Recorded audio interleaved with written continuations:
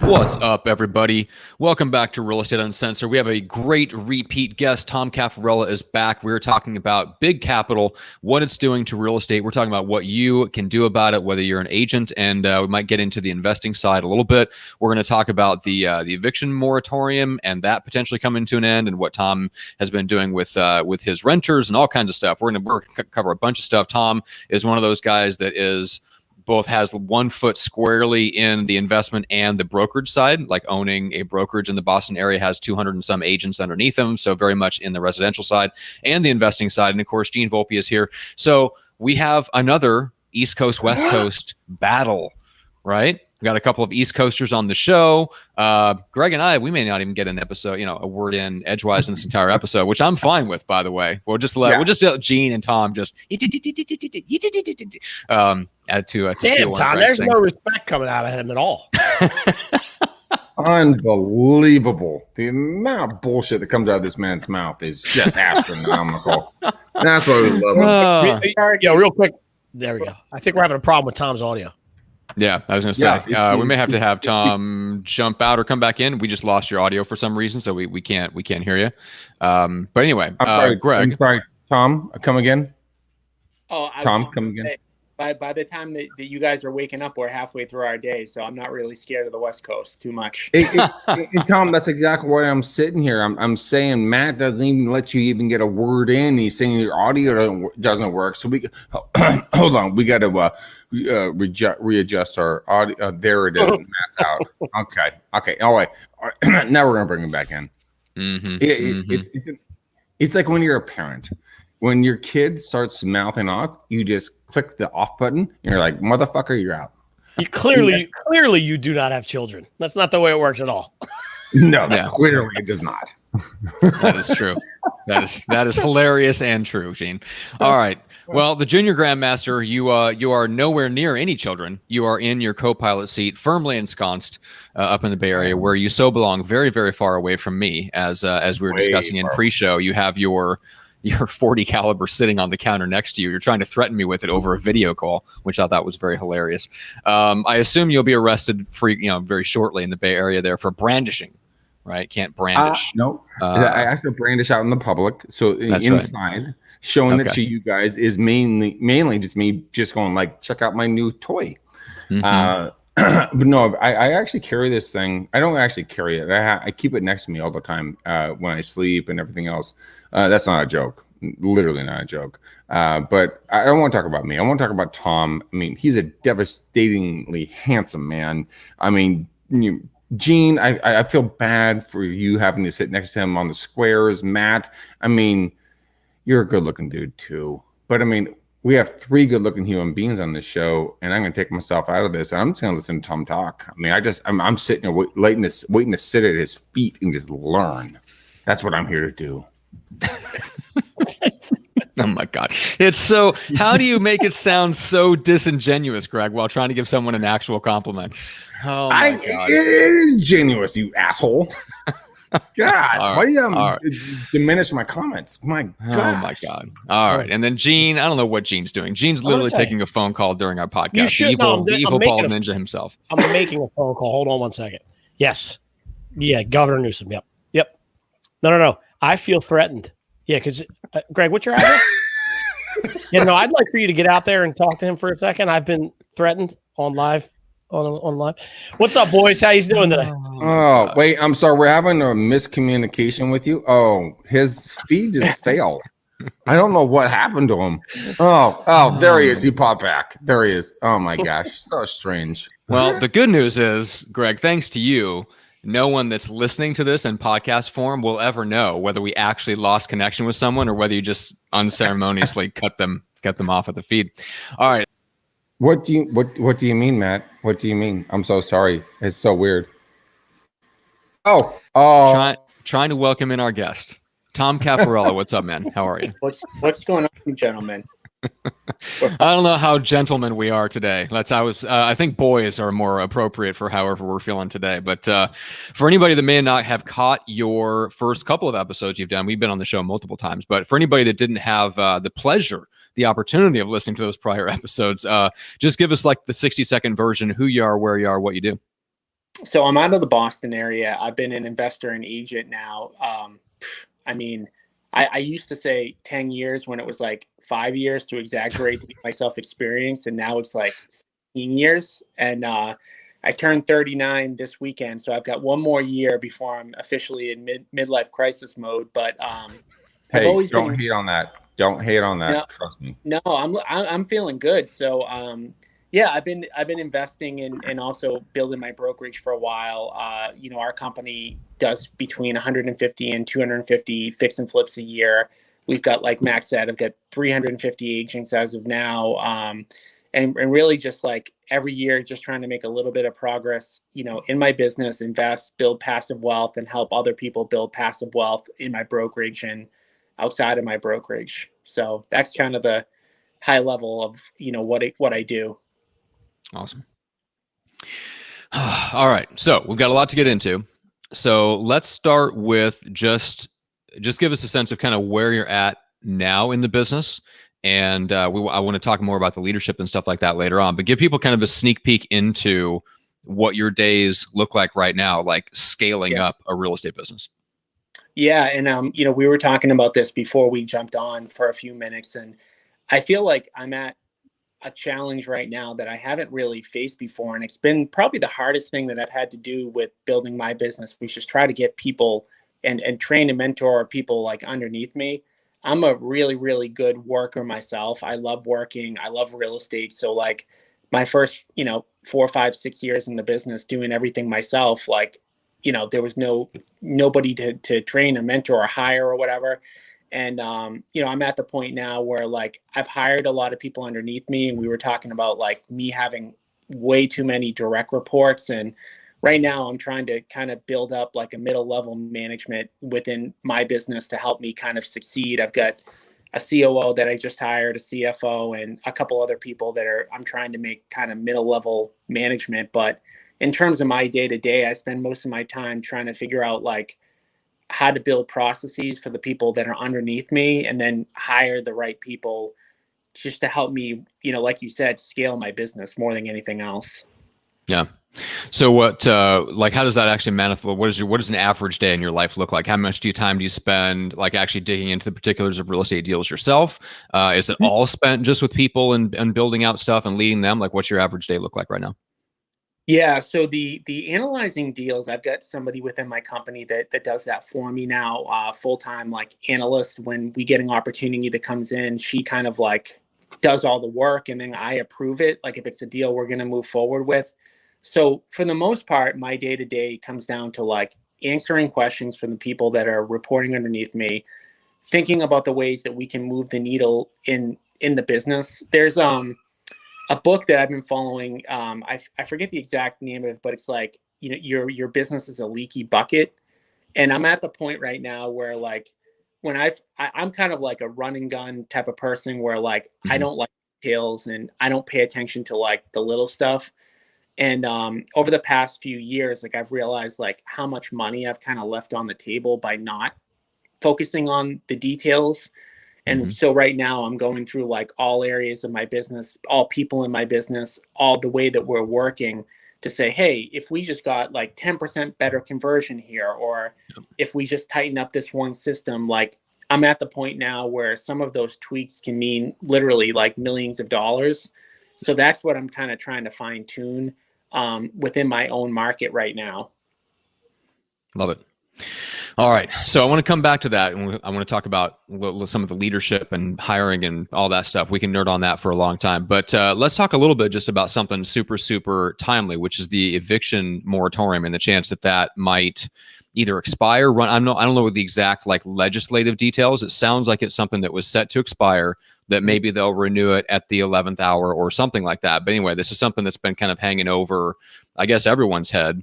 Obviously the renters, then you've got, you know, like I think people have the misconception, which Chris Naugle talked about this on the show and helped us kind of break out of this misconception that, you know, everything is owned by these big, massive investors. And a lot of real estate, or most real estate even, is just owned by mom and pop investors that have a handful of properties, or maybe they have one side property or something like that. And they're the ones that are being squeezed by the more moratoriums on evictions. Like they can't kick people out. They're not making money from their rental property, and they're squeezed by all this too.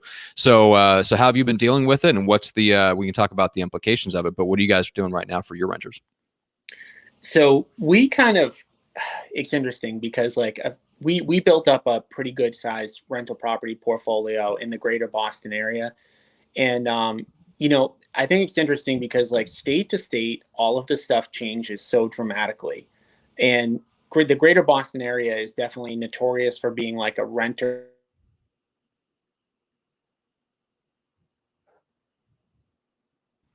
Did we just lose our guest, Matt? Hello?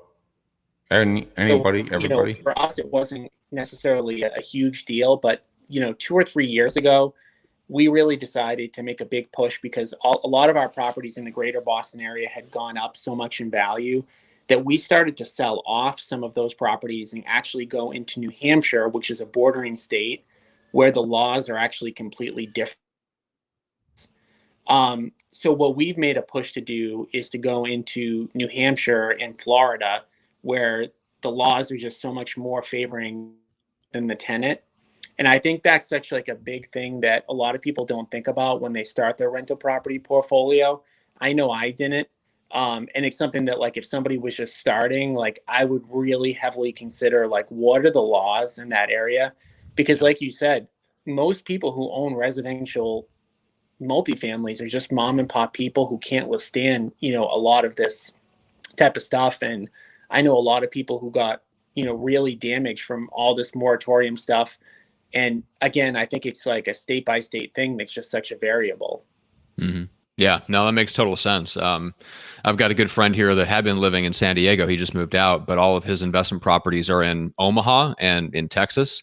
And that's a big reason why. I mean, he basically said, like, look, I'll never buy. I have like no intention of ever buying in California, whether to live or to rent, because the rules are so insanely tilted that just, it doesn't make a lot of sense to be a landlord in California, which is funny because I ran into a kid outside the grocery store one time. This was about 5 months ago. I don't think I told you about this, Greg, but he was offering a petition to recall a politician. I'm like, oh, let me sign that, recall them all. So I'm like, why? So after I signed it, I'm like, why in particular this particular politician? Why are we recalling this person? And he's like, well, because they didn't vote for X, Y, and Z that made it that put more rules on developers to make sure that they have like low income housing as a part of their development. And I'm like, do you know any developers? Like, do you know people who build real estate? He's like, no. I'm like, so these are like my friends and clients, right? He's like, okay. I'm like, do you realize like how many people wish they could build in California, but it's too expensive and they can't do it? It's like, no. What do you mean? like you're volunteering your time standing outside of a grocery store getting someone to sign something, and you don't know anyone who's ever tried to build real estate in California. You have no idea what the F you're talking about. I thought it was hilarious. But yeah, I'm sorry, Matt. What does the F you're talking about mean? I don't understand your vernacular. He doesn't know what the fuck he's talking about. How's that better? Okay, good. Okay, now we can talk. Okay, good. Tom has kids in the background. We got to keep it down. We got to keep the. Gene's laughing. I mean, come on. Tom's sitting there going like, "What the shit am I doing on this show?" Oh my god! I'm going to tell you why I'm laughing. I think it's important to realize that I got my Gringo game out, and I don't have anything. I don't have anything on there when Matt says fuck. So I'm laughing because I got to change something out now. I got it all for you. He said it first. He's screwing my game up. All right, so Gene, well, the nose pinch thing, that's got to be me. Gene, you have to explain what exactly this game you're explaining really quickly. I hope by now everybody's playing along, but it's bingo in the form of Greg, so we call it Gringo. And throughout the show, there's just different things that we're going to be checking off, and whoever gets Gringo first wins a free hat. I don't know. Oh, I hope you go fuck yourself. Free hat. There's one towards Gringo. What, a free? Oh, I know. You win a free copy of. Give me a good book, Greg. What would be a good book that we could give away? Go for no. No, another book that we have at our disposal that we could give away. Wait, hold on. Wait. please wait for the Okay. panel to come alive. There is a wonderful, wonderful little pamphlet that I've heard of. It's called Microfamous. Yes. Yeah. I tricked Is you into that. Is that what you're going? There it is. Mentions Microfamous. Yeah, Thank you, that's funny. sir. Yeah. Oh my God. Thank you, Greg. Well, I appreciate it. Now I get a chance to give away my book to listeners if they get gringo bases off of the insane things you say. All right, I like that. All right, let's get into big capital. So, Tom, what are you seeing? It sounds like there is a lot of venture capital making its way in through private equity. There's big equity groups and stuff like that. There's venture capital going into Silicon Valley, into startups, which seems like it's now coming into there's all kinds of weird things going on. So first of all, let's give people like the big perspective. If they're just kind of in the trenches, they're talking to buyers and sellers, they're not really paying attention to this stuff. What's the big picture of what you're seeing with capital right now? Well, I thought I knew what was going to happen with the real estate brokerage world, 2 or 3 years ago, the investing world 2 or 3 years ago. And I have to say, I'm pretty surprised. I mean, maybe I just didn't do my homework enough or whatever. But all of these companies that are coming onto the scene hard in the last few years have really I hate the word disruptors or whatever that is, because I feel like it's overused. Mm-hmm. But there's definitely been a ton of disruption. On the brokerage side, I mean, you have, people coming in like Compass or like all of these other companies that they have so much capital. I've had, I've seen agents get bonuses more than they would ever, make the company in commissions.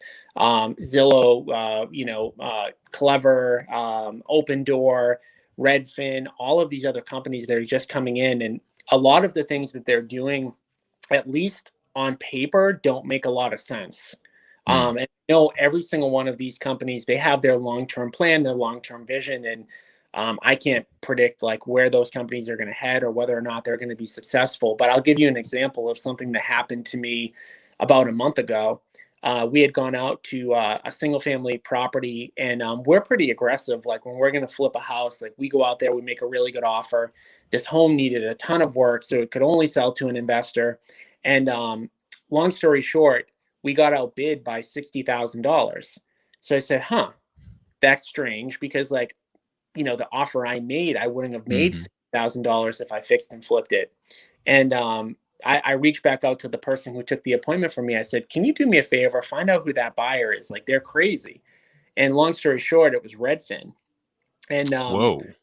Yeah. So I know that all of these iBuyers are in a lot of different markets, but they weren't at all in Boston. Redfin is the first one to come into Boston. We don't have Opendoor or OfferPad or Zillow offers or anything like that. And I think there's a lot of reasons why they're not in my market. But the offer that Redfin made to this person in a town called Tewksbury, near where I live, they're going to lose money. Short of the market appreciating 5% in the next couple months, they're going to lose money on this deal. And I've talked to so many other people that are in my position in parts of the country where all of these players are, and they're making offers that they're going to lose money on. And I guess part of their plan, like a Zillow, is that's okay for them because they're earning ancillary income on other parts of the transaction, whether they're doing mortgage or whether they're selling leads or whether or not they just want to get market awareness.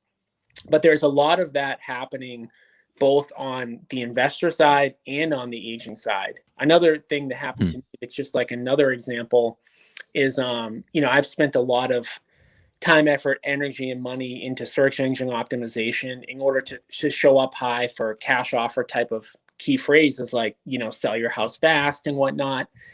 And I used to do pretty well with it. It wasn't my biggest source of leads, but recently I've been kind of looking, and I'm oh man, I used to be number one, now I'm number 4. And I'm looking at okay, who's 1, 2, and 3? Because I know that the people that are in my market typically can't compete with what I'm doing. So I'm who is this? And then I look, and it's a company like HomeLight, company like Clever Real Estate, and all of these big companies. And I'm seeing them spend easily, I want to say millions, but it's way more than just a 1 million or 2 million on their search engine optimization, like really building out their sites like crazy in order to lead generate. And some of these companies are just turning around and selling the leads to me. So it's like, from my perspective, like it doesn't really matter, but obviously like we're losing a little bit of control over the lead flow. And just like how Zillow was selling buyer leads to people for like $30 and now they're like 500. For us, it's not, at least it doesn't seem like it would be a good thing, because what we're paying now might not be what we're going to pay in 3 months from now. Right. Yeah, exactly. Once you lose control, the control do a lot of funky things. Yeah. Yeah. Wait, so I want to get, can I dig into that for a second? My head hurts a little bit. Why, Tom, give me an opinion on this. Why do you think that they're doing this? Is it just a play to hold assets and inventory? Like, why would these companies be coming in and paying X% over what the property's worth now? And because my thought process is this: I kind of feel like the market's going to correct, right? And if it does, that means it's going to go down. So they're paying overpriced now for something that's going to be underpriced in 18 months. Like, what's your thought? I don't know. What are your thoughts on that? Well, I mean, I can only say what they're saying publicly, which I think what they're saying publicly is the truth. I think, like, for example, with Zillow, they want the consumer, no matter what they're doing related to real estate, to think of Zillow first. So they don't want them to think about anybody else. They don't want them to think about me. Like, even if somebody's going to sell to an investor, they want the person to think Zillow. So they're willing to pay for somebody to think that way. Second thing that I've heard is there's a lot of ancillary income sources that they're generating. So if somebody fills out the form to sell their house fast and Zillow buys the house, they're also pushing like mortgage products on them. And then when they actually get the listing, they're selling leads either, directly for money to agents, or they're doing like the referral model, which again is a totally different thing about like how Zillow and Realtor.com changed their model and like totally disrupted us in the past few years. Instead of selling us leads, they're doing these like, 35% off the top goes to them type of model. But I think it like, from my perspective, all these companies, Redfin, Zillow, Opendoor, OfferPad, they all just have so much cash. And their number one thing right now, from my perspective, is just get as many customers as you can, forget about the cost. And like, in the end, if we win, then we're going to be ahead. And so I think like you saw that like in the 90s with like the stock market bubble. And it feels kind of the same to me, even though like I was a lot younger then and I wasn't in the market. But it just seems like with Compass, like I said, like I had an agent that like paid into me 10 grand for the year, and Compass gave them a $30,000 sign-on bonus. So it's like, I mean, I love the agent, but I don't know. I mean, it doesn't seem like a good investment. So there's just so much stuff like that, and it's starting to trickle down even to like the mom and pops, but it's mainly coming from like these really large entities that have cash. That's so interesting. All right, really Greg. So let's turn to you real quick, because you're in the East Bay. So a lot of these companies are like in your neck of the woods, and if they expand out in the suburbs, they basically run into to Big Greg, the junior grandmaster himself out there in the subs. So how much do you run across this? The OfferPads, Zillow. How much do you run across the iBuyer stuff at this point this summer? Yeah, very good question, Matt. One of the things that I've seen quite a bit, and it's actually really becoming something that's irritating, when you do cold calls, like I do quite a bit. I'm seeing more and more times when it comes to the like, hey, your call is going to be recorded for training purposes because you're going to be calling Zillow, and I'm like, well, okay, well, fuck you guys too. You said never compete. Now you're going to compete, and they took away all of the Zillow reviews, took away a ton of different things, attributes that us agents really relied on. But we're seeing it as something that's really becoming something more and more that you need to kind of look at. So I'm 100% with Tom, man. I think it's not going away. It's just going to get worse and worse and worse and worse and worse. Because why?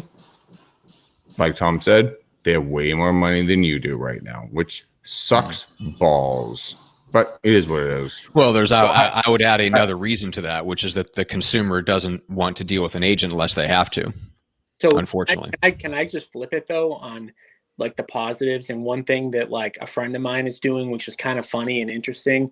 So what he does, he runs a similar business to mine where he's doing a lot of seller marketing, getting into people's homes, making offers. So what he's doing is it cracks me up. Before he goes out to the house, he puts into Zillow like the home to see what Zillow's going to offer, and then he sells the house to Zillow. So for example, like he knows that if Zillow's going to pay 300 and 300 is just like way too much, and he can buy the house for 250, he's closing on the house, then selling it to Zillow. So instead of flipping it, like instead of renovating it and flipping it to a retail buyer, he's not even doing the work and then selling it to Zillow. Interesting. And of course, like, he's buying it first, or he's doing an assign. He's buying it first. Zillow won't let you, at least like I doubt, maybe you could, but I doubt like Zillow's going to allow for that.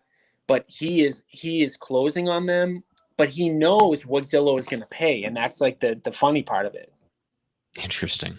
So he's getting like a trickle down benefit from Zillow's overspending or willingness to overspend, as long as he's perceived as being the homeowner and not just a wholesaler, hotel or something like that. Well, he is closing on it. So yeah. So he is the actual like homeowner by the time it gets around to like selling to Zillow. That's really interesting. That's Greg, in the trenches, are you running up against people who are bringing up these iBuyer stuff like in your listing presentations, or do you run into that like more on the lower price points? No, not at all. Not whatsoever. Okay. No. So you're on the seller side. If you can get into the house, at least from your perspective, it's not like you're competing with them head on. You're because they're already in like a retail mindset, right? Let's get it on the market. Let's get the most that we can get out of it. They're not, so like the iBuyer isn't like really on the table. So that makes sense to me. Well, it can. It potentially could always be on the table. The number one thing you need to do when you come across these kind of conversations is ask a lot of questions in regards to what's your biggest interest, why are you looking at doing this, what's your net you're looking at. If I could get you a higher price, would you be willing to sit with me for 5 minutes so I can show you how this works? iBuyer it's the shiny, sexy object that everybody's going to look at, but in reality, it actually is going to cost the seller more money. So if you actually inform them in the regards of like how much is this going to actually net to you at the end of the day, and you break it out, then most people will be able to back away from it and be like, damn, okay, that sounded good, but it's not that good. It's like it's like going on Tinder and going on a lot of first dates. You don't know what you're going to get on. When it comes to like the people you're going to meet, because they could just be full of a lot of and when I say what, I mean a whole lot of horse shit. I just want to get mad. Yeah, we got it. Gene's not even paying attention. Tom's bullshit. I'm not. I just marked out another thing on Ringo. He said, sure. I am so paying attention. You got to be kidding me. No, but here's what I want to ask. I want to ask the two real estate agents on this thing. So I'm going to make a statement here, and I want you both to react to this. And then I'm going to ask you a personal question that you can avoid if you want to. Right? No, you do not ask me personal questions, Gene. You know how I don't like that. It's not really a personal question, Greg. We do that off air. It's more of a business related question that you might not want to divulge the answer to. Right. So a little different. But so what I hear Tom saying is excess ancillary cash that let's just use Zillow. That Zillow has to make purchases on properties over and above what they're really worth, thereby squeezing the real estate agent out. And in my head, I'm thinking to myself, okay, I got a bunch of agents that are pumping a ton of money for advertising into Zillow that they're then using that ancillary cash to squeeze them out of the game on. So my question is, am I on the right track? And two is, do either of you guys actually pay Zillow for leads? And again, that second question, leave out of it if you'd rather not say. I'm perfectly fine with that. But I'm curious as to if my statement is on the right track, and if you guys are participating in that, and why not, or why? Tom, to you. So whether or not we're buying leads from Zillow, right? So I have never really spent a lot on Zillow leads. My business is more like seller lead based. So I've never really done it, but I do have a lot of competitors in my market that have spent so much with Zillow, and Zillow has changed. They have a flex program now where in my market, they're taking 35% off the top automatically. So they're not even like really selling that many leads in my market anymore. And I don't know if they're like heading towards like being a brokerage or what they're trying to do, but they're not even selling as many leads anymore. But I was never heavy on the buyer lead side because I was always seller lead based. Yeah, makes sense. Yeah, it makes sense. Greg? I'm sorry, what was the question again? I'm sorry, I have a guy working in the background. One, do you think what I said was true about them taking the money from the agents and using it to purchase properties overpriced, thereby squeezing you out? And 100%. two, and here's the thing. This is what I want to say this to people. Like, if I was a real estate agent, I would be like, I hate Zillow. We got to put them out of business. Unless I was putting $1,500 a month into it and it was making me $60,000. Like, I still have agents that come to me and go, are you doing Zillow leads? And they go, yeah. And I go, why? And they go, because it makes me $40,000 a month. And I go, oh, good on you. Right. Like, I would too. Don't get me wrong. Right. But I mean, you have to do that knowing that what's taking place. And I'm just trying to figure out if I can make the correlation between the two and if that's really what's happening. Because if Redfin's doing the same thing, where are they getting their ancillary cash for? They're not as big as Zillow. They're not selling those leads, as far as I know, out to the real estate agents. So there's got to be another play there. Maybe they're raising capital. I don't know. But I'm just curious about that thought process. Yeah. You know, the funny thing is, and Tom, I'm going to come back to you really quickly on this one because I want to get your point of view. But for me, I do everything I can to kind of squish Zillow out of my marketing. I mean, I do use their data. Their data is very, very good. But when in regards to kind of the marketing plays that we're doing, is that we definitely downplay and talk a little bit of smack about what Zillow's doing because they said they were never going to compete. Now they're competing. When it comes to paying for their leads, honestly, I think that's 100% asinine. Tom, give me your thoughts on that one. I mean, I don't know. I have mixed emotions on it because I look at it like you almost have to take advantage of like whatever the market, whatever is working for you. So I know that there's been a lot of people over the years that have really like built their business that way. At the same time, I know what you're saying. And I think a lot of agents feel kind of the same way about Zillow because they've definitely, shifted what they've done over the years. So I've got mixed emotions on it, but I guess if I had to say, if it was working for me, I would probably do it, but it never did work for me. And I never wanted it to work for me because I was seller based. So I just haven't really participating in it. Yeah. I mean, for Matt, I mean, if he was going to do a marketing campaign, given if he was still in the real estate game, I mean, with his wife, Julie, and their 3 obese little insulin sucking troll babies, who dent wood. I mean, would you do a wood campaign or like a cement campaign? I mean, what would you do for that? All right, I'm gonna answer the real question that's buried somewhere very, very deep in the middle of that horribly insulting question. Okay, so let's talk. So Tom, let's say I'm Tom, right? And you're losing SEO ground on the first page of Google to your other players. So to me, I mean, you can. We had somebody on the show that's an SEO consultant that used to work at like HotPads. Like you could hire somebody like that, and you could go, okay, well, let's strap on the battle armor. And let's go to war and let's try to reclaim the positions. Like you could potentially do that.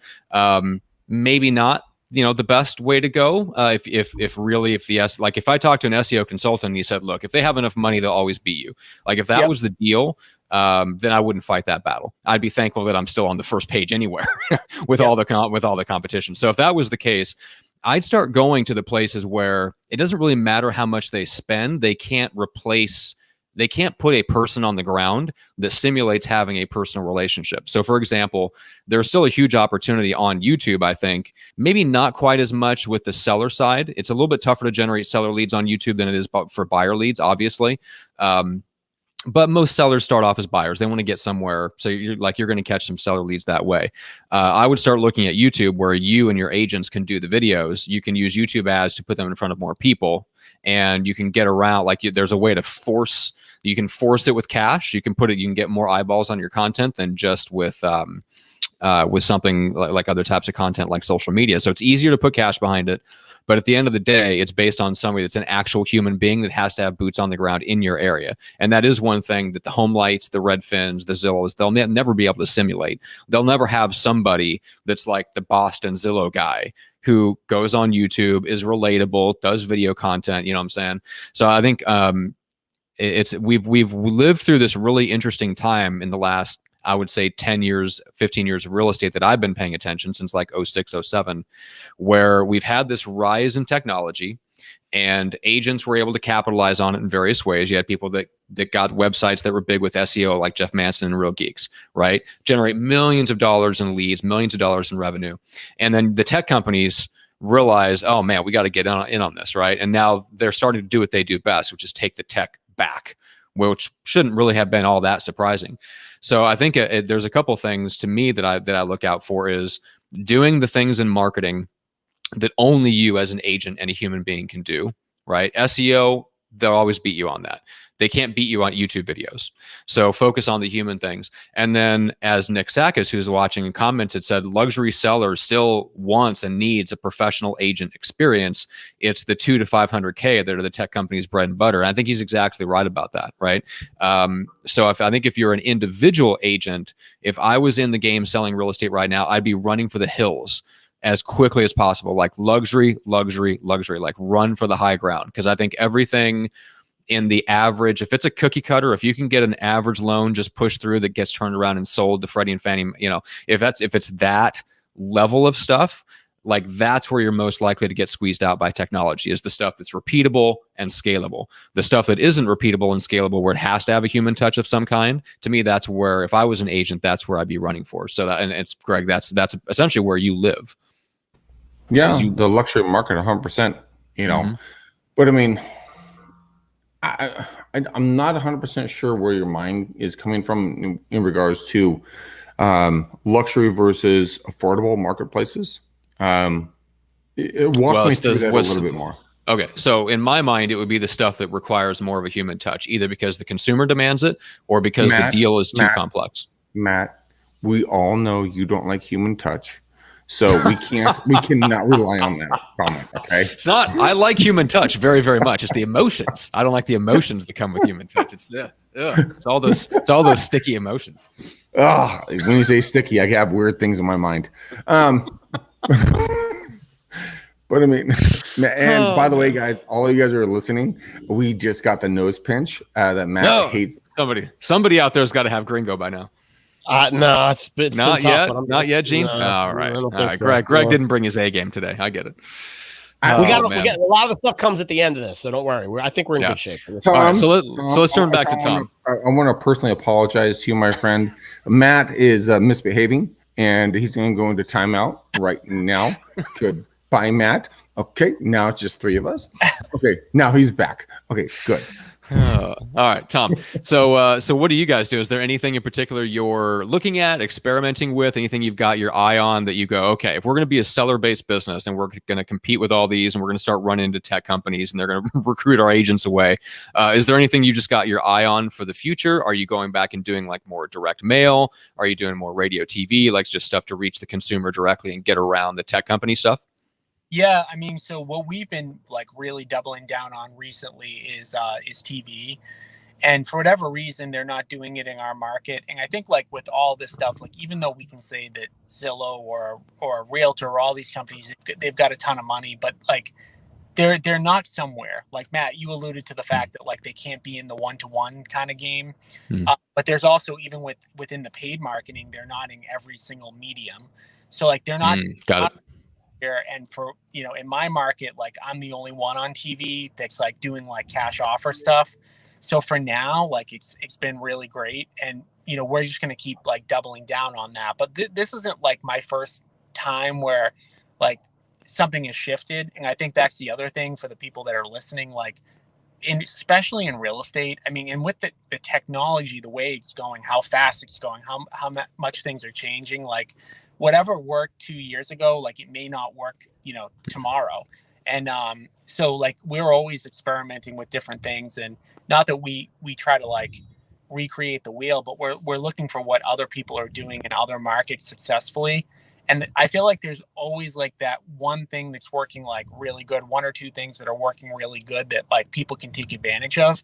Mm-hmm. And right now for us, like that's TV, mailers are still working, like pay-per-click is still working. And even with SEO, like we're losing ground, but we're buying those leads from those companies. So at least as of right now, I guess that would be like almost like me buying from Zillow right now in a way, like the way, right.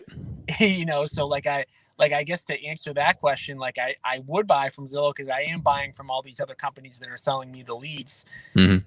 There's always an opportunity within every market. I know there's an opportunity no matter what's going on within the market to kind of like survive. And the one thing that these big companies can't do is like, they're not in your local market.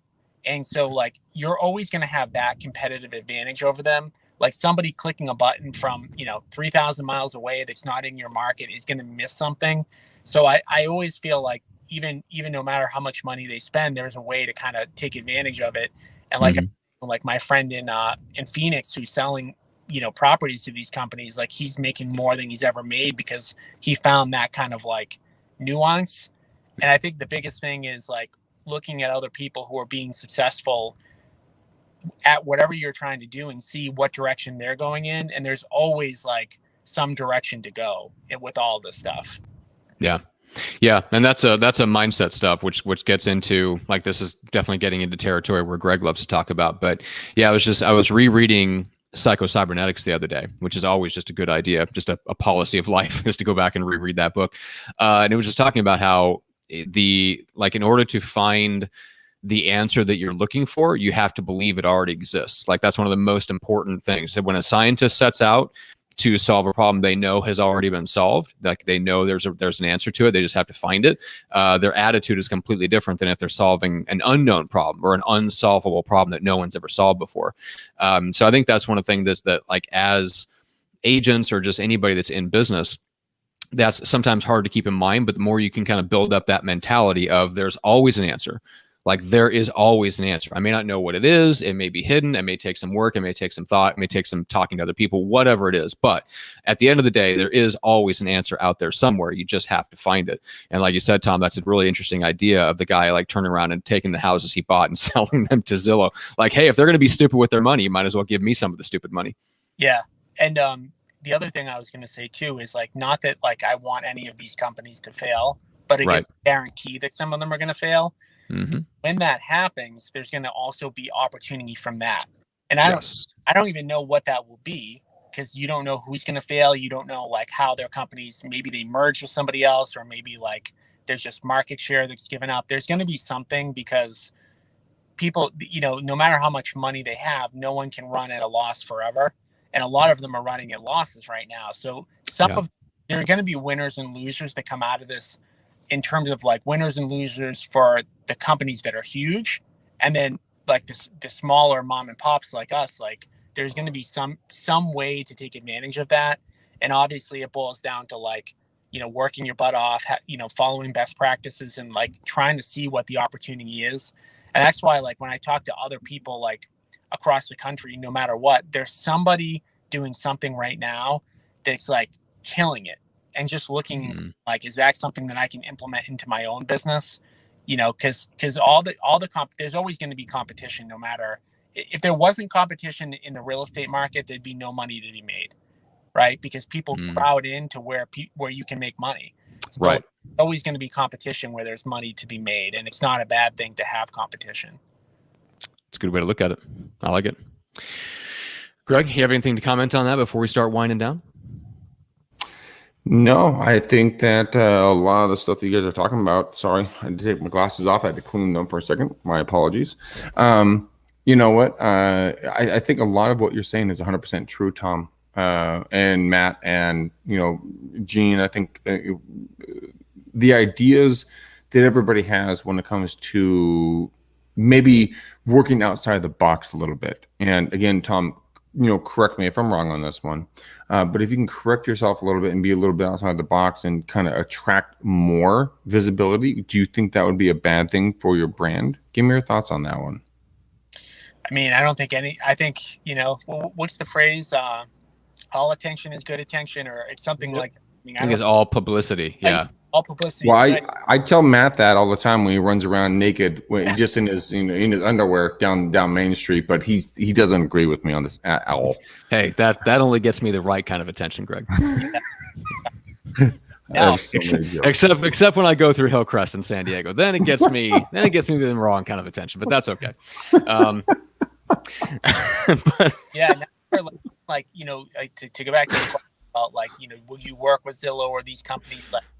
I mean, I feel like if you can bring that into your company and then you're nurturing these people, somehow, I mean, the one-to-one game there, once you get that type of visibility and you're able to build those relationships locally, because that's the thing, people aren't going to have relationships with these big entities. So if you can take over the relationship game, even if you're getting the source of the person and their contact information from somebody else, I think in the end, that's what's important. You're building your database. So Tom, let's break that down for half a second. I know Matt wants to get off because I know he has to poop and probably eat or something like that. We're not sure which one and in what order that's going to go in, but it's just Matt. It's just weird. But I mean, and Matt just bailed on this.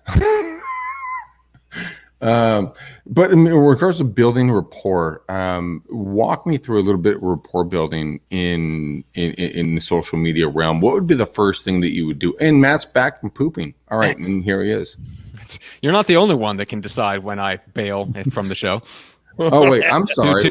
I'm sorry. What? Oh gosh, there he goes again. Gosh, I hate it when he does that.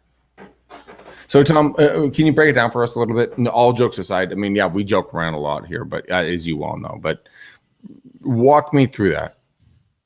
Which part? Building a rapport, on social media, kind of building a brand, a zero cost basis. I mean, how would you recommend folks to do that? So, I mean, if you want to do social media, social media pretty much can be free.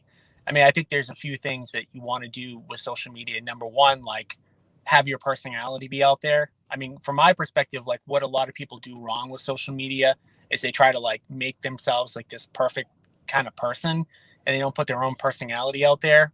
Because at least from, what I feel, people are attracted to people that have a personality, and whatever you like I would put out there and kind of magnify it.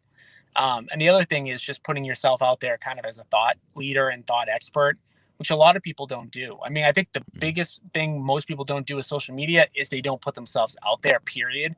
They're afraid to post, or they're afraid to look stupid. And especially with their own personality, afraid to put their own personality out there. But the people who are going to buy from you want your personality, and they're going to buy from you because of your personality and your interests. And there's so many ways. Yeah. So Tom, break it down for me really quickly. When it comes down to your personality, I mean, what would be a good personality? What would be a bad personality? I mean, why would someone be afraid of putting themselves out there? I mean, do they think they have? I mean, I'll be very honest with all of you guys who've never seen my face. When I was younger, dude, I got big ass fucking Dumbo ears, right? Yep.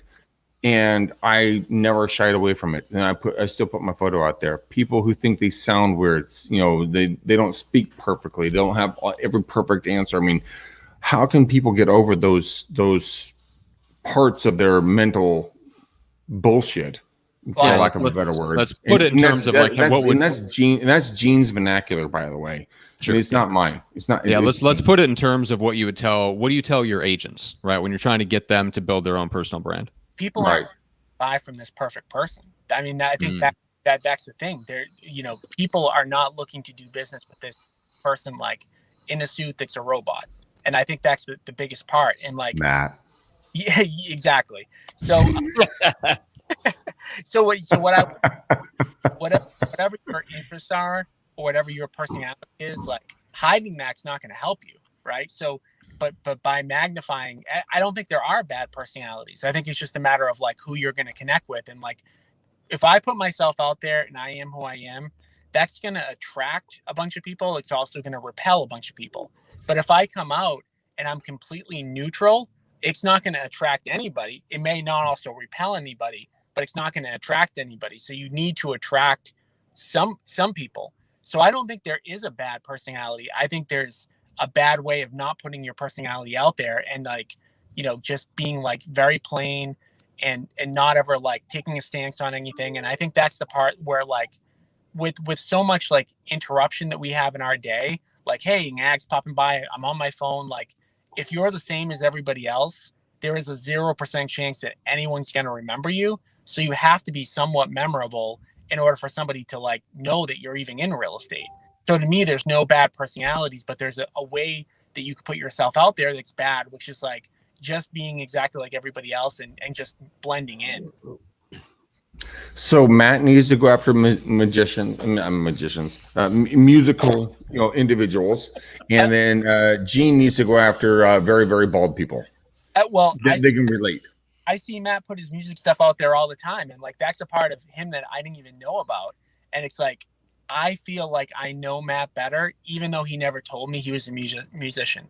So I think that that's the type of stuff that matters. It helps because people feel like they know you, and then they have a conversation with you easier.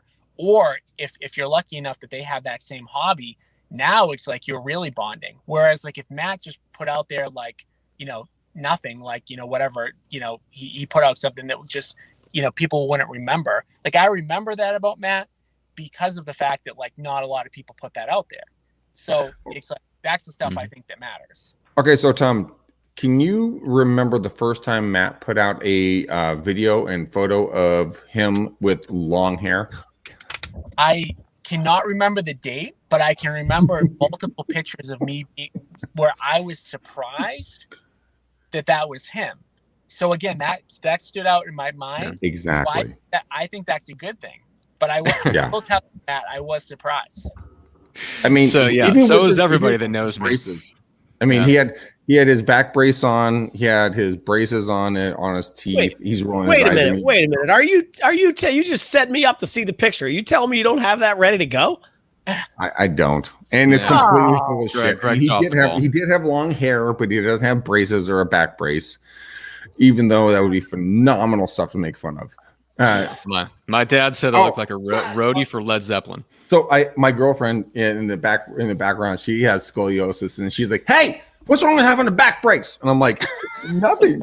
I'm sorry, honey. I love you. I love you." No, wait. All right. On that note, before Greg ends up in the doghouse with his girlfriend, let's wrap things up. Wait, Matt, hold on real quick. Just give me a second here. I want to see if there's anything on here about upsets people with scoliosis. No, I don't have that on here. No, I gotta. It's not on Gringo Bingo. Okay. Tom, what's the best way for people to reach out and connect? Probably the best way is Facebook. I'm on Facebook as Tommy Caffarella. That's what people call me when I was younger, and I've never changed that socially. But somewhere along the lines, somebody said, "Oh, you have to tell people you're Tom." So, but Tommy Caffarella is my Facebook. I'm on that thing 24/7, so that's the easiest way, you know, to connect with me, and probably the easiest is the Messenger app on Facebook. Mm-hmm. Yeah, and I'll contribute in here that everyone should listen to his podcast, Agent Investor, which we produce, of course. But Tom interviews some of the agents around the country that are also investors, either investing on the side or like half and half, whatever the case is. So if you're interested, like if you're in the audience and you're an agent and you're interested in getting into that, or you're already into it and you want to hear from people that are doing it, and we're talking about people that are like active agents who invest, not people who were agents and then left to go be an investor, so they're not selling anymore. We're talking about people that are active in the business, they're licensed, they're selling real estate, and they're investing. They're leveraging their skills in both ways. So go listen to Agent Investor. You can get that on Apple Podcasts or Spotify. And Gregory, how should people reach out to you, and why should they reach out to you? As always, Matt, I'm going to direct them over to your personal cell phone, 402-441-1115. And that is where you can, they can personally book time on my calendar through your resources. But if you don't want to do that, you can go directly to me. You can go to 925-915-1978. And I'm here just to make fun of Matt. And we're going to talk about EXP. Guys, we got a lot of stuff going on with EXP. We have a whole trucking side that's coming on. It is actually really incredible. I mean, also you can see pictures of me and my doggo like this. And even, not even Matt, he helps carry his own food. Look at that. Matt, you should be ashamed of yourself by not doing that. My gosh. But yeah, no, seriously, guys, we are looking to hire on our EXP team. We are hiring around the country. Again, we have the trucking side. If you guys want to go from a small pack to a big pack of individuals, come join us. Don't be this, which is a dumpster fire. And always, and I mean always, you guys have to go sign up for this pamphlet. Matt, what is that? That would be my book again. So I think that's the second entry on the Gringo for the book. Getmicrofamous.com for me. You can learn about the book if you're on the introverted side, especially if you're in coaching consulting. That is the playbook for how to build influence and become famously influential to the right people. You can also get the links for the Microfamous podcast and learn more about our podcast production service there too. So, Gene, otherwise known as the Genvelope, were you smirking over there because did you actually get Gringo on this episode? No, I'm still I'm actually surprised. I thought he was going to go into. There was something there that I thought he was. Offer you to wash the car, and he didn't. He went to the. Well, that's been scrolling underneath the episode the whole time. Yeah, but he's got to say on the bottom. He's got to say it. You got to say it out loud. All right, so you guys. If you guys want to have a lot of fun, if you want Matt to come over and personally be your human servant, he would love to wash your car with rocks.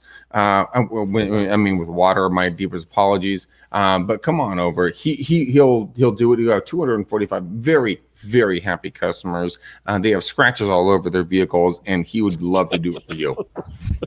I don't know where this comes from. All right, gentlemen, shall we choose a color to wrap up this episode?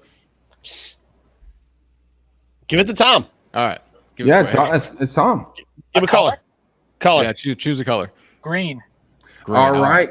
Ladies and gentlemen, thank you for watching our show. We truly appreciate and we love you. Guys, we're going to put a bow on the show. It's going to be a green bow, courtesy of Tom, our reoccurring victim, a.k.a. Matt's client. And we so appreciate all the content that he brought on here, guys. We can't do this without you. So please go out there and give us a 5-star and a 2-star review on any place that you guys watch or listen to podcasts so that this will get out to more people. But as always, guys, until next time, peace out, ninjas. We gone.